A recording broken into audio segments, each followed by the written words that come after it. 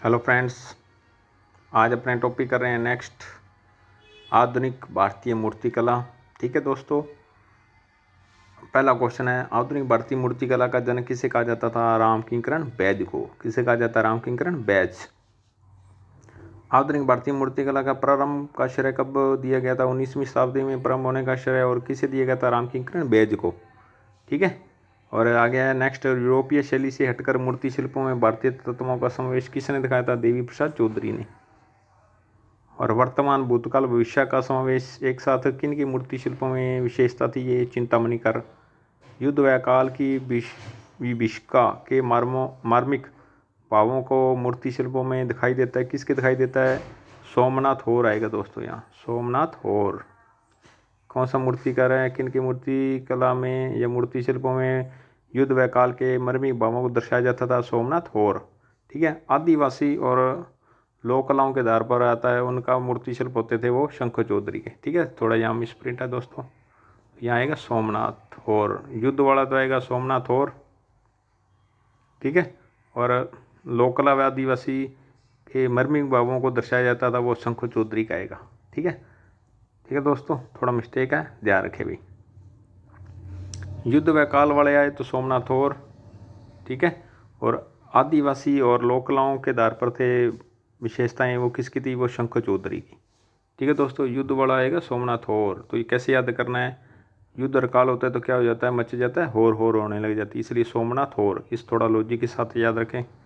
ठीक है, और वर्तमान, भूतकाल व भविष्य वाला ये क्या होता है? टेंस हमेशा क्या देते हैं? चिंता, तो चिंतामणि कर।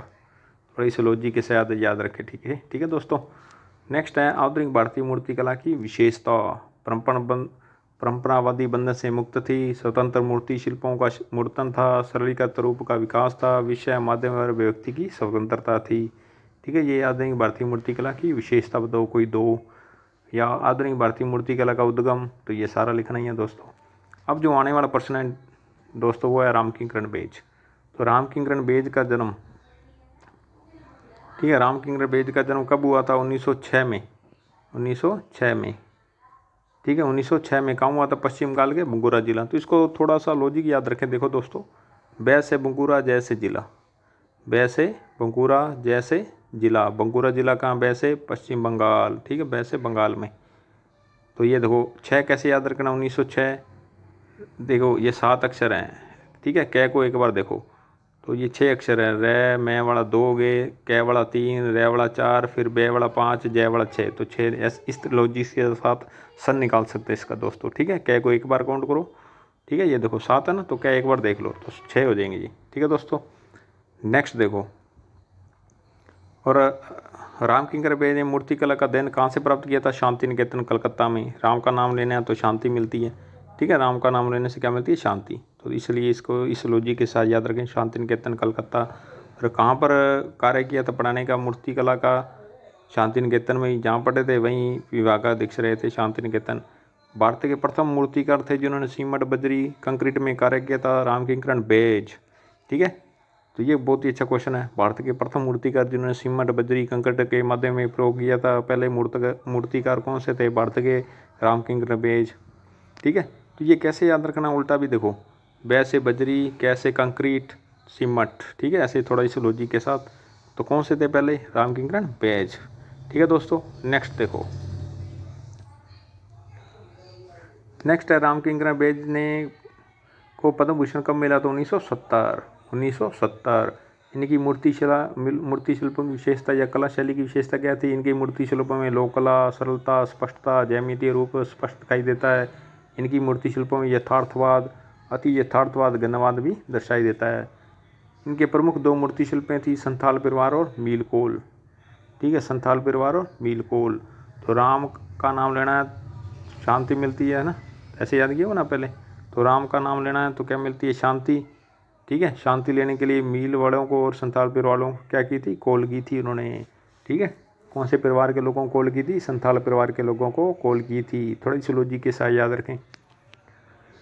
संथाल परिवार के बारे में विशेषता पढ़नी है कि इन्होंने कब बनाया था? ये 1938 में शांति निकेतन में स्थापित है। संथाल परिवार की महिला एक बाएं हाथ में शिशु को, पुरुष के दाएं कंधे पर कांवर है, ठीक है। आगे की टोकरी में बच्चे को बैठे दर्शाया गया। आदिवासी किसान का यह परिवार है जो एक गांव से दूसरे गांव पर कमाने के उद्देश्य से जाते दर्शाए गए हैं। जीवन पर मतलब कमाने के उद्देश्य से जाते हैं, जीविका के चलाने के लिए।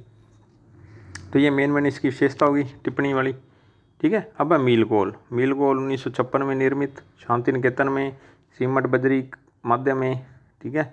और इसमें एक मूर्ति शिल्प है, 2 स्त्रियों को, एक बालों को तेज गति से जाते दर्शाया गया है। ये चावल की मिल में काम करने वाले मजदूर हैं। सायरन की आवाज़ सुनते ही तेज गति से दौड़ रहे हैं। इनके पैरों के नीचे से धूल उड़ते हुए दर्शाई गई है, ठीक है। ये थोड़ा इसे लॉजिक थोड़ा याद रखें इसको इस तरीके से ही, ठीक है दोस्तों। मीलकोल संताल परिवार, राम किंकरण बैच।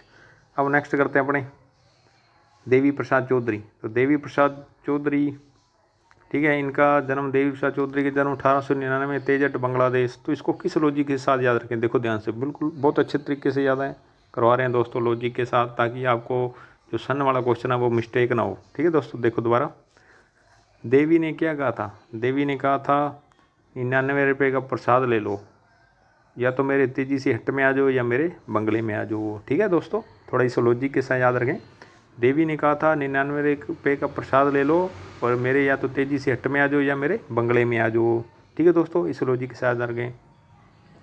इन्होंने अध्ययन किससे प्राप्त किया था, चित्रकला तो अवनींद्रनाथ ठाकुर से, और मूर्ति कला का हरमन्य राय चौधरी, ठीक है। देवी प्रसाद चौधरी हरमन्य राय चौधरी से प्राप्त किया, ठीक है। और इन्होंने कहाँ पर प्रधानाचार्य नियुक्त हुए थे, 1928 में Madras government school of art में स्थापित हुए थे मद्रास में, ठीक है। और ढलाई कहाँ से की थी इन्होंने मूर्ति शिल्पों की, इटली से, ठीक है। इनका माध्यम में रोमांसवादी प्रवृत्ति का सूत्रपात किसने किया था मूर्ति शिल्पों में, देवी प्रसाद चौधरी ने। शरीर की संरचना की गहन जानकारी किसकी मूर्ति शिल्पों की विशेषता थी, देवी प्रसाद चौधरी की। रोमांसवादी और शरीर गहन की संरचना, ठीक है, ये किनकी विशेषता थी, दोनों मूर्ति शिल्पों की जानकारी ये देवी प्रसाद चौधरी की मिलती है। माध्यम मिट्टी, कांसा, प्लास्टर ऑफ पेरिस, इन्हें पद्म भूषण 1958, उनको मिला था 1970 में, पहले वाले राम किंकरण बेज को, ठीक है, ध्यान रखे भी। देवी प्रसाद चौधरी की मूर्ति शिल्पों के नाम, शहीद स्मारक और श्रम की विजय, ठीक है, उल्टा भी याद होना चाहिए। शहीद स्मारक व श्रम की विजय किसके हैं, देवी प्रसाद चौधरी। तो इसको कैसे याद रखना, देखो, देवी ने कहा था श्रम करोगे तो विजय मिलेगी और शहीद हो जाओगे, ठीक है। ज़्यादा श्रम करोगे तो और क्या हो जाओगे, शहीद। थोड़ा इस लॉजिक के साथ इसको याद रखिए। देवी ने कहा था श्रम करोगे या तो विजय मिलेगी या क्या हो जाओगे, शहीद हो जाओगे, ठीक है। थोड़ा सा इस लॉजिक के साथ याद रखिए इन्हें। नेक्स्ट देखो, सही स्मारक। सही स्मारक कब निर्मित है, 1956 में, कांस्य धातु से ढलाई थी, इटली से, स्थापित था पटना शौचालय भवन में। इस मूर्ति शिल्पों में 7 युवकों को राष्ट्रीय दर्जे फहराने के दृश्य से अपने प्राणों का बलिदान देते दर्शाया गया है, ठीक है। और भारत छोड़ो आंदोलन के दौरान डॉक्टर अनुग्रह नारायण को पटना में राष्ट्रीय ध्वज फहराने के प्रयास में गिरफ्तार किया गया और प्रतिक्रिया के रूप में जुलूस के 7 युवक अंग्रेजों की गोलियों से शहीद हो गए। और इसको देवी प्रसाद चौधरी अपने मूर्ति शिल्प के माध्यम से सही स्मारक के रूप में पटना में जीवांत करके बना दिया, यानी इस मूर्ति शिल्प को। उनके चेहरे पर कैसा भाव दर्शाया गया था, देशभक्ति का भाव, ठीक है।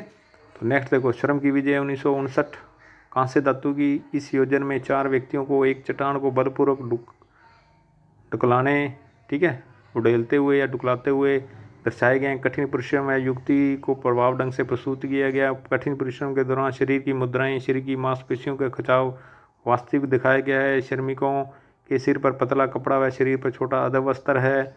श्रमिक लकड़ी के कुंदे से विशाल चट्टान को हटाने का प्रयास करते दर्शाए गए हैं मूर्ति शिल्प में, ठीक है दोस्तों। ये तो है पार्ट ऑफ फर्स्ट, है ना। इसके बाद ये जो नेक्स्ट है शंखो चौधरी, चलो नेक्स्ट इसी में करते हैं ये टॉपिक भी, शंखो चौधरी पार्ट फर्स्ट में करते हैं ये, नेक्स्ट आगे करेंगे और भी। अब है शंखो चौधरी, ठीक है। शंखो चौधरी का जन्म 1916 का हुआ था, परगना बिहार। और इन्होंने मूर्ति शिल्प का अध्ययन कहाँ से किया था, राम किंकरण बैज। शंख क्या हो गया था, बज गया, तो बैज से बैज, राम किंकरण बैज से शांति निकेतन में अध्ययन किया, ठीक है। और बैज से बिहार में। सह से शंख, सह से 16, सह से शंख, सह से 16, 1916 में जन्म हुआ, परगना बिहार में, ठीक है। शंखो चौधरी ने कहाँ पर कार्यशाला स्थापित की थी, बड़ौदा में। और कहाँ पर पढ़ाने का कार्य किया था, मूर्ति कला के विभागाध्यक्ष कहाँ रहे थे, 1949 से 70 में बड़ौदा। तो दोनों बै वाले ही हैं देखो, ठीक है। शंख बज गया, बैसे बैज, बैसे बड़ौदा, बैसे बड़ौदा में पढ़ाया, ठीक है दोस्तों। और इनको पद्म भूषण मिला, पद्मश्री कब मिला, 1971। उनको पद्म भूषण था दोनों को, पहले वाले को ध्यान रखें भी, ये 1971 में पद्मश्री है। वो पहले वाला जो था देवी प्रसाद चौधरी, उनको 1958 में पद्म विभूषण शब्द है। और राम किंकरन को पद्म विभूषण वो 1970। तो वो दोनों का कमांड कैसे प्रश्न आ सकता है कि भारत के आधुनिक मूर्तिकार जिन्हें पद्म भूषण मिला है कोई 2 कलाकारों के नाम, ठीक है, ऐसे आ सकता है। अब देखो नेक्स्ट है, इन्होंने ढलाई कराई थी नेपाली पद्धति में, लकड़ी, पत्थर, टेराकोटा, संगमरमर आदि माध्यम था। शंकर चौधरी के प्रमुख मूर्ति चलो toilet, pigeon, peacock, Coke, hand of girl, यानी कि पिजन यानी शंख के उड़ के पंख। तो ये देखो पक्षियों वाले नाम आ गए तीनों, शंख के उड़ के पंख। तो ठीक है, इस लॉजिक के साथ थोड़ा याद रखें आप। टॉयलेट प्रमुखता पत्थर से निर्मित है, इसमें एक स्त्री बैठी हुई है, दोनों हाथ पीछे की ओर दर्शाए गए हैं, त्रियमी प्रभाव और गणवादी शैली में दर्शाया गया था। ठीक है, और नेक्स्ट है पक्षी वाला किस धातु में है, स्टील की है, और एक लकड़ी के आधार पर है। स्टील धातु पर पट रहा छाया प्रकाश भी आकर्षक दर्शाई दे रहा है। मूर्ति शिल्पों में वक्राकारों का प्रयोग में शिल्पों को जीवांत प्रदान किया गया। ठीक है, ये पार्ट फर्स्ट में किया अपने, पार्ट 11 है मूर्तिकला वाला, भाग 1 है। नेक्स्ट भाग में ये करेंगे। ठीक है दोस्तों, पार्ट 2 में धनराज भगत और सब करेंगे, धनराज भगत, सतीश गुजराल, हिम्मत शाह और मल्लानी मुखर्जी का करेंगे नेक्स्ट वीडियो में। ठीक है दोस्तों, धन्यवाद। अच्छे से पढ़ें इसको बार बार।